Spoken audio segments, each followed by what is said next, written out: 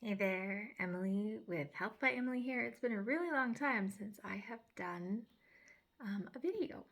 But the other day, a friend asked me on Instagram to please do something kind of outlining where I get my seeds for my garden. So, um, if you followed me for any period of time, you know that like I'm all about the health and the food and the let's cut process things, let's get super healthy. And one of the biggest ways you can improve your health is to get in the garden. And there's so many good things about it. Not only are you growing all that fresh produce that's super good for you, but also there is good bacteria in the soil that actually works its way into your body. It's really beneficial. Sunlight for vitamin D. Like I could go on and on and on, but you guys know. So I'll try to make this brief, but I thought while I'm at it, while I'm telling you, her specific question was, where do you get your seeds? So I'm going to go into that. But I thought while I'm at it, I'm going to just quickly show you my seed storage system. And then also just a brief overview of what I like to grow to give you some ideas. So let's dive in. So I get my seeds in three main places, and I'm sure as we're going through the seeds, I'll like find a few more, but three main places. Number one, Baker Creek heirloom seeds. Rareseeds.com. I'm going to link everything so that you can find it. I gotta tell you, January is really tough for me every year. That whole seasonal affective disorder thing, I don't know, it's really hard. And this little drop of sunshine, this catalog in my mailbox makes me super happy every year.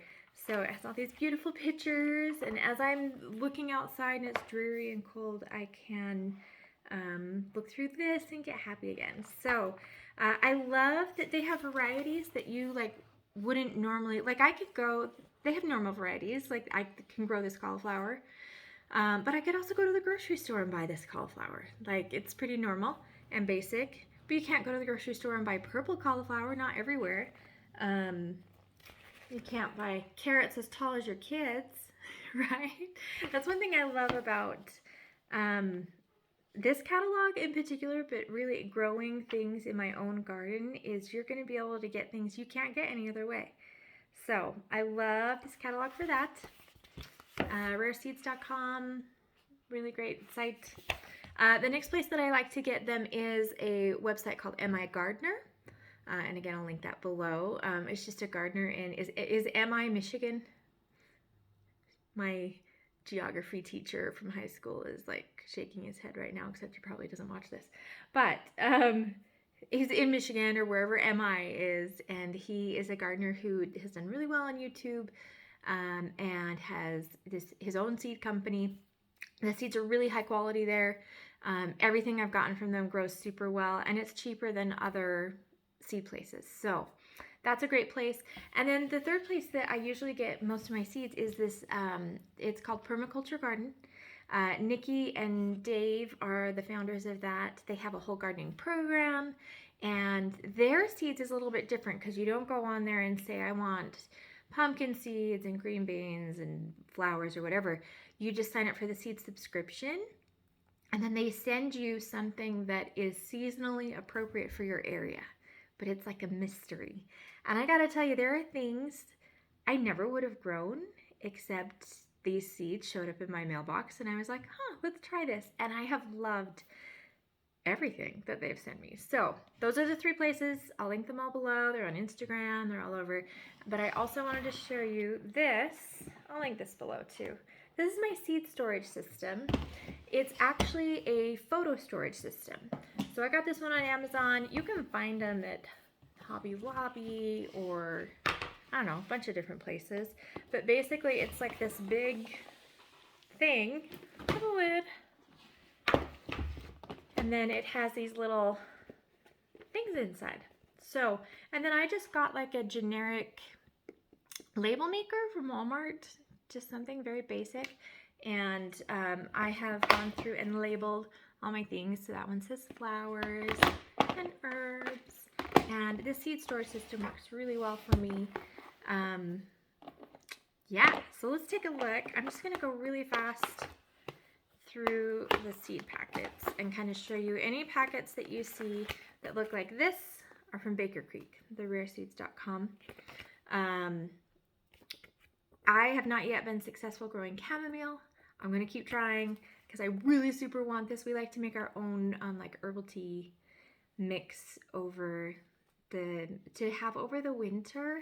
There's something about having fresh herbal tea from the herbs in your garden, and we mix like chamomile and mint and lavender and all those things. So this is my herb.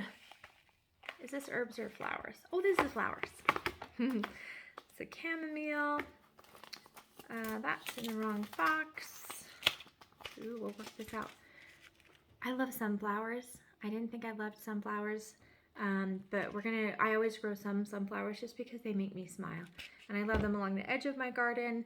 These ones are really beautiful, like a purple variety that I have not grown before, so I'm excited to try those. I always grow marigold. This one is from the Permaculture Gardens, Dave and Nikki. And this is just a basic marigold. Marigolds are super great to plant just all over your garden because pests really don't like them. They kind of don't smell the best. And that is great because it's like an organic way to keep the pests out of your garden. So, and then another one, this one, tall climbing nasturtium. Nasturtiums are big, beautiful flowers that are actually edible. And then they're also what is called a trap crop. So pests that will usually bother your vegetables really like the nasturtium a little bit better.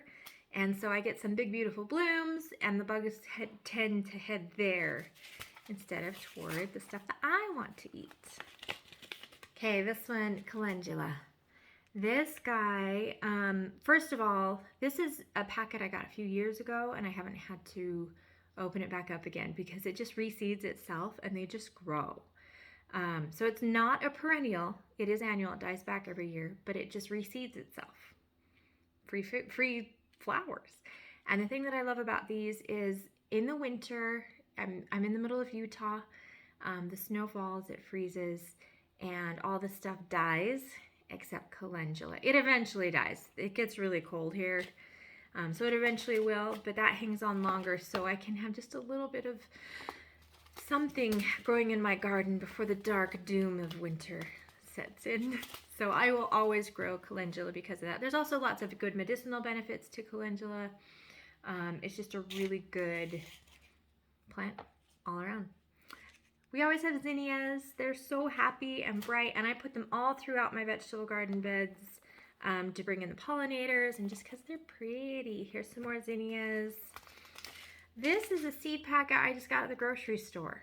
Don't be afraid to buy the grocery store packets. There's nothing wrong with them. Some people worry about picking up GMO seeds, and don't worry about that ever because it is not legal to sell GMO seeds to just your average consumer. You have to be like one of the big like farmers or whatever to get those. So you're not going to accidentally run into GMO seeds. You're fine. Let's see. So I will probably, there's a bunch of other, look at this. I'll close that in a minute. There's a bunch of other flower seeds in there. I'll probably grow some of, but nothing like to die for. I have to. I've got a few seed packets like these. These are from a store. My friend actually, her sister worked in like a hardware store and they were getting rid of all their seeds for the year. So she gave me, any of the ones you see like this are from her, just like giving them away. So again, don't discount your grocery store or your hardware store or wherever has seeds. It's a great place to find them too. I will be growing jalapenos. I always do. Just salsa and all the things. In fact, that's a whole bunch of jalapeno packets. This one's a lipstick pepper. I love these because they kind of look like jalapenos, but they're sweet. I'm gonna try this mini bell mix this year. And we'll probably do a sweet pepper of some sort. So that's pepper-wise what we're doing. Let's go herbs. I love lots and lots of herbs. We always have, so this is the M.I. Gardner packets. He just recently changed his packets, so if you order from him, they'll look a little different than this. But again, I really like him and his stuff. So sage is always in my garden. Lemon balm is one that people say it just grows like crazy. I can't get it to grow. I don't know what my problem is, but it's another one that's super good for tea, medicinal benefits. This is anytime that I use just a few seeds in a packet and I have some left, I don't want them to leak out. This is just Washi tape that I keep here in my thing. Makes it easy. So I'm definitely going to try lemon balm again. I will master this. Oregano I always have. And then if I have so many packets of basil. So many kinds of basil. This is your very basic Genovese. Lettuce leaf basil. Go to Baker Creek and look at this. Look at the description. This is really a cool variety of basil.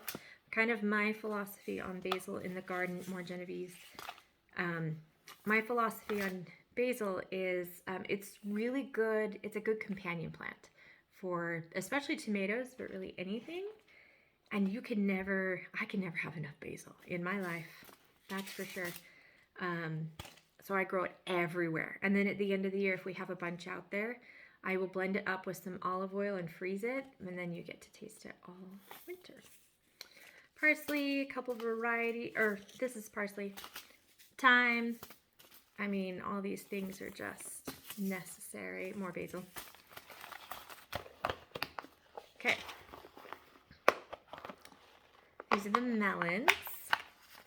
I usually will try to grow some kind of a like cantaloupe type thing. This one's muskmelon. I like those. This one is kind of unique. Kiku chrysanthemum melon. It's supposed to taste like Greek yogurt. It's really just kind of sweet and fun. It's like this big. Those have been really fun to grow in the past. One of them I need to order that I really love is called the Stars and Moon watermelon. I'm not really a watermelon fan, but the Stars and Moon watermelon, it has been so yummy. That's the one that I really like. I will also probably try and grow this as a sugar baby bush watermelon, so the plant is smaller. A watermelon plant will just tumble all over. That one's smaller. Black diamond melon, a different kind of watermelon. Probably try and grow all of those. I have a whole thing just for onions. This is the time of year you will really want to start planting onions soon. We have some bunching onions, some scallions, citellini. I'm not sure which of these we will grow, but I love being able to store a whole bunch of onions in the fall. They really store well over the winter, so it's kind of fun to grow all your onions for the year. I also like to start onions from sets, so like the little baby things you can pick up. That works really well. So this one is my radishes. I have a whole container just for radishes. I didn't used to think that I liked radishes because all I ever had was like those salad ones that are really spicy is not quite the right word, but you know what I mean. And then I found out about roasting radishes, and that's super delicious. So if you've never done that before, especially like a French breakfast radish, but you can do it with any, you just cut them up bite-sized, toss them with olive oil, salt, and pepper, put them in the oven, like 400 or so, and just roast them. They're so good. Here's a watermelon radish. That is so pretty. If you've never seen one of these, like Google it and see what it looks like on the inside. They're just beautiful inside. I have so many packets of French breakfast radishes because those are really good. Another French breakfast. Another great thing about radishes is when I plant something in the garden, I'll usually put a little row of radishes like in front of it because they grow in 3 weeks. So by the time the plant behind is big enough to like give shade and all of that, your radishes are done. You can pull them out, plenty of room for both. These are my root vegetables. I always grow kind of a variety of beets. So here's some beets. I don't have a particular kind that I really like. I like them all. And then I have some rutabagas. I have not tried these before. I'm excited to try that this year. I've heard they're super good. I love parsnips. So I have 4 varieties of parsnips that I'm going to try this year. So I don't know anything about one versus the other, but in my gardener, I have a couple varieties. This is just from the grocery store. That's what I'm doing there. This is my beans one, and I'm including in that peas. I usually put my peas in the ground here in the middle of Utah sometime in March.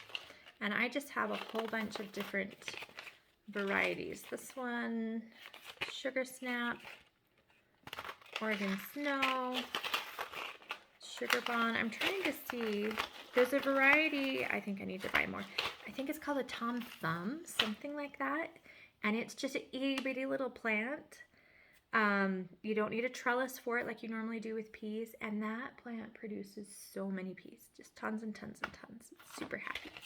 So, and that's great for pots too. So if you're like a garden in the pots on the porch kind of person, that's great for that. And then I just have a variety of beans here. I like bush beans because you can kind of put those anywhere and they grow pretty fast. But I also like a good pole bean, so a climbing bean. I like to do what's called the 3 Sisters method. You can Google that and find out more info, but basically you grow corn, beans, and a type of squash together in the same area, and they like help each other out. They deter each other's pests. The beans will climb up the corn, so you don't need to add any trellising or anything. It just climbs right on up.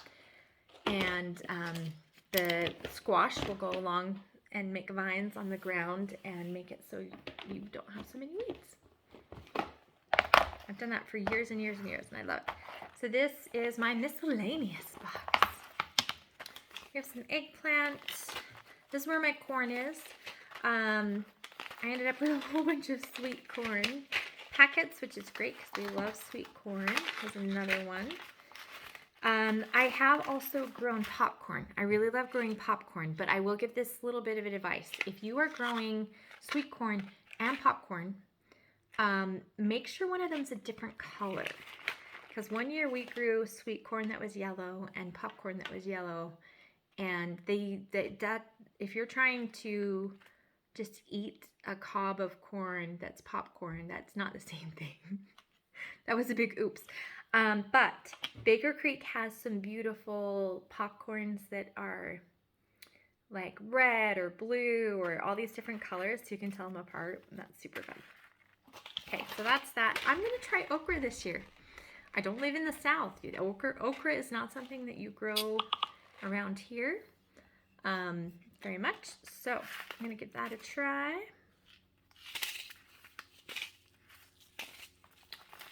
And that might be all.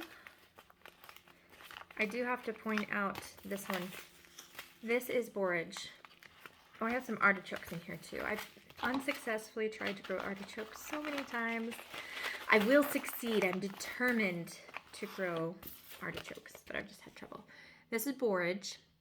Borage is a flower, so it's actually in the wrong container because it goes in with the flowers. Borage is another one that is an annual. It dies back every single year, but it very heavily reseeds itself. So wherever you have borage, it will grow back the next year. And I love that. It is, you can't really see here. Whoops. It has these tiny blue flowers that are actually edible. They taste like cucumbers. So that's kind of fun. My kids will go through the garden and pick out these flowers and eat them. But also it brings in so many bees. It's a beautiful plant. I love it. I let it grow back every single year. These are my carrots. You notice my root vegetable thing didn't have any carrots. That's because it gets its very own Carrots. This is a packet I bought off of Amazon. Amazon's great.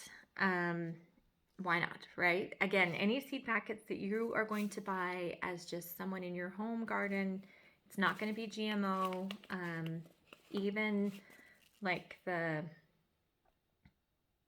can't remember what they're called.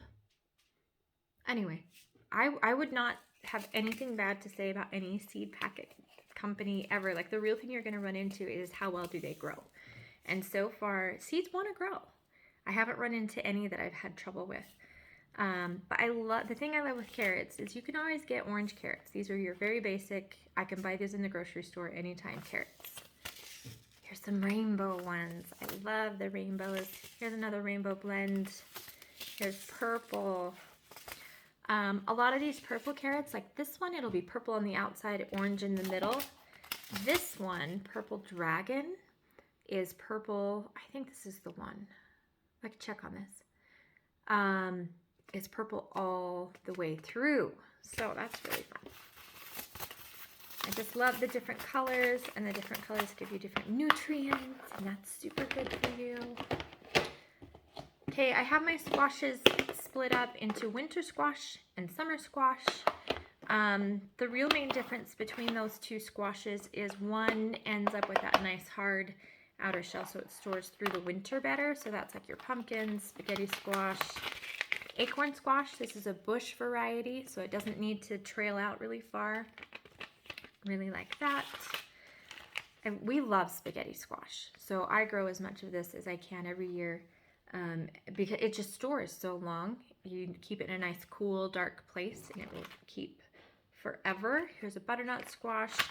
If I had pumpkin seeds, they'd be in here, but that's when I need to buy some more of. So this is good. It's telling me what I need to buy. And then the summer squashes are the things like the zucchini, the yellow squash, the stuff that it has a softer skin. You eat it smaller, and you eat it more during the summertime. This one's a really fun one. It just has a cool shape. And then I have your basics like a yellow crookneck. Got a couple of those. A few different varieties of zucchini. Here's another yellow one. This is actually one other place.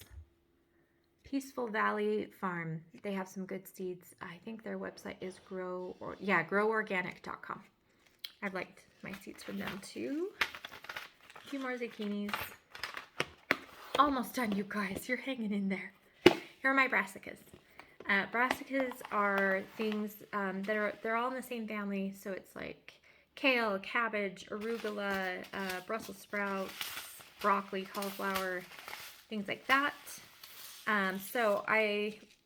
Cabbage is hard to grow here because it goes from super cold to super hot really fast. So I'm going to keep trying. I have a few varieties. I have a purple and then a green. We always have kale in our garden. Always, always. My kids will not really eat kale if I feed it to them for dinner.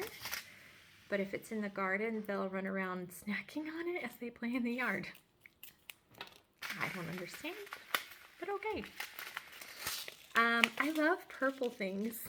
I'm finding so many purple things. So I have a couple packets of purple broccoli, regular broccoli, and then I have a few varieties of cauliflower.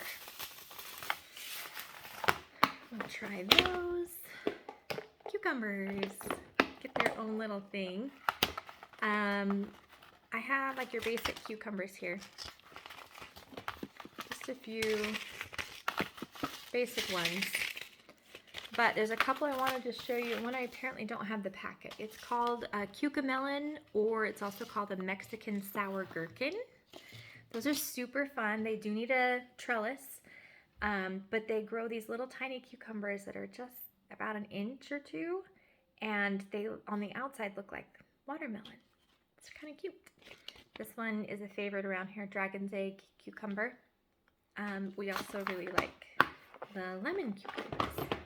And I grow as many cucumbers as I can, and we like to make pickles and eat them and all of that. Okay, tomato. I'm going to save the tomatoes. Save the best for last. These are my greens, so my lettuces and things like that. A few years back, I planted some lettuce. I'm not even sure what variety, and I allowed it to go to seed. And then every year since then, I've had little baby lettuce plants just pop up. And it's a few different kinds. There's like a purple one and like a butter and then a more curly leaf. And they just keep coming back. So I have all these lettuce seed packets, but I kind of don't need them because they just reseed themselves. It's like free food. I love it. So here's just a pretty colored lettuce. Here's some arugula. I guess that should have gone in the brassicas, but it fits here too. I have a romaine. I don't usually grow romaine, but I think we'll try it. I don't do a lot of head lettuces, but we'll try it.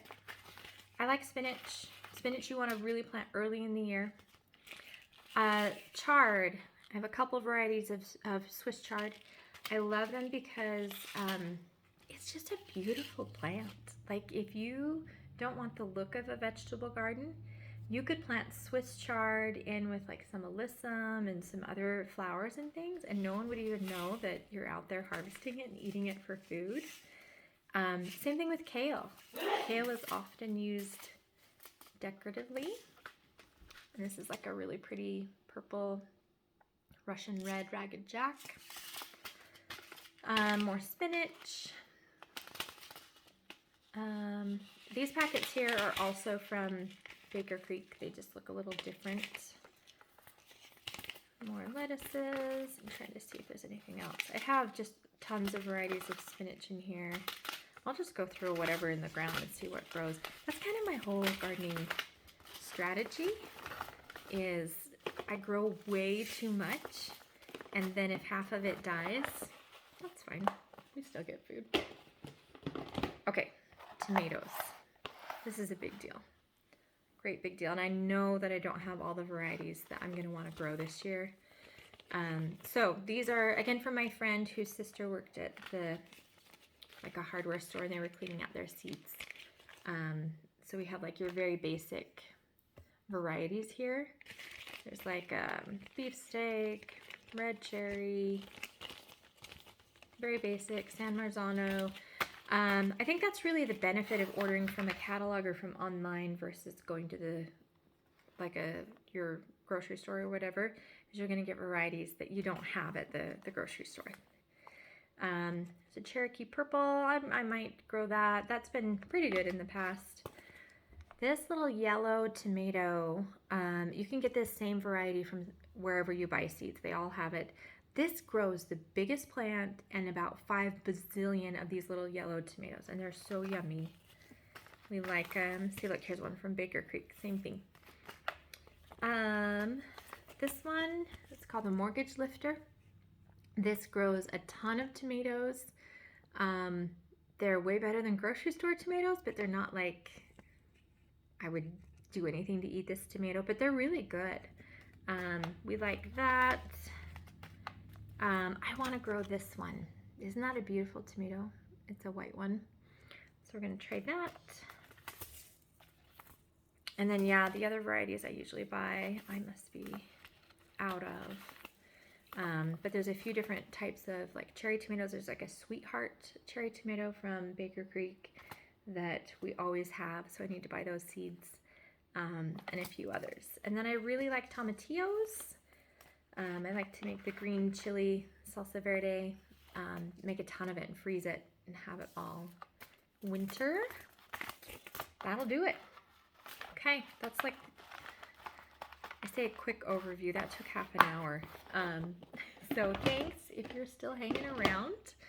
Let me know if you have questions. I'm super happy to answer questions. And yeah, let me know what you're growing.